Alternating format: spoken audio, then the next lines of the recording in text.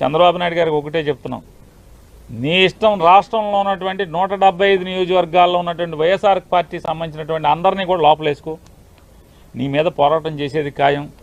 మేమంతా జైలుకి వెళ్ళటానికి సిద్ధంగానే ఉన్నాం.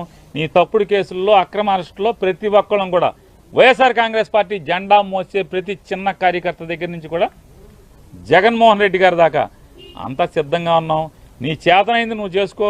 అయినా సరే తెలుగుదేశం పార్టీ చేసేటువంటి తప్పుల మీద ప్రజలకి మోసం చేసే దాంట్లో పోరాటం చేయకుండా ఉండడం మొదలం, నిన్ను నిలదీయకుండా ఉండడం మొదలం అనేది కూడా చంద్రబాబు నాయుడు గారికి ఈ సందర్భంగా అంతిమంగా న్యాయం చేస్తుంది.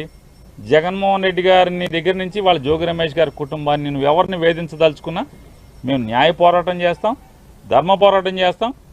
ఖచ్చితంగా నీ మీద తిరుగుబాటు చేసి రాజకీయ పోరాటం కూడా చేసి ఖచ్చితంగా 2029కి మీ ప్రభుత్వాన్ని పడదయటానికి కావాల్సినటువంటి ప్రతి పోరాటాన్ని చేస్తాం.